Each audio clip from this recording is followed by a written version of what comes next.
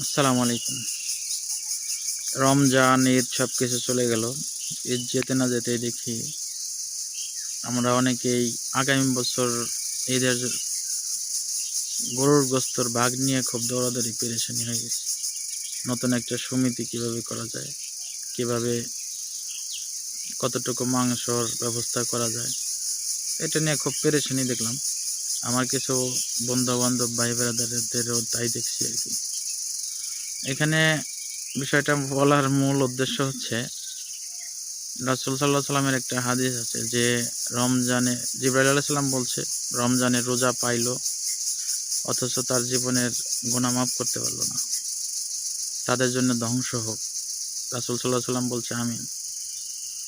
তো যারা আমরা মুসলমান বা ঈমান আছে, ইসলামকে বিশ্বাস করি, আল্লাহকে বিশ্বাস করি, তারা এক বাক্যে মেনে নেব যে রাসূল সাল্লাল্লাহু আলাইহি সাল্লামের দোয়া এটা কখনোই বৃথা যাবে না, এটা একদম কারেক্ট আর কবুল হবেই।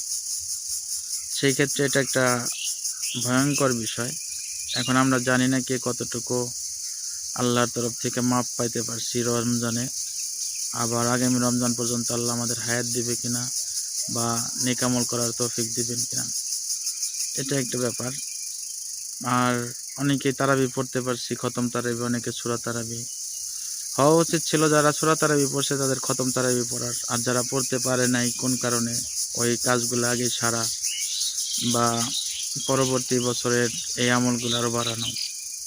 হওয়া উচিত ছিল যারা কোরআন পড়তে পারে না কোরআনটা শেখা, যারা পড়তে পারে যারা পড়তে পারে নাই তাদের অন্তত এক খতম করে রমজান মাসে কোরআন পড়া, যারা এক খতম করে পড়তে পারছে তাদের অন্তত 2 খতম বা আরও একাধিক বেশি বা অর্থসহ আর একটু সুন্দর করে কীভাবে পড়া যায়, এটা আমাদের ব্যস্ততা হওয়ার কথা ছিল। কারণ মুসলমান হিসেবে খাওয়া দাওয়া তো গোস্ত, মাংস, খিচুড়ি, বিরিয়ানি, যে যেটা যার যার আওকাত অনুযায়ী, সামর্থ্য অনুযায়ী খাবে, এটা স্বাভাবিক।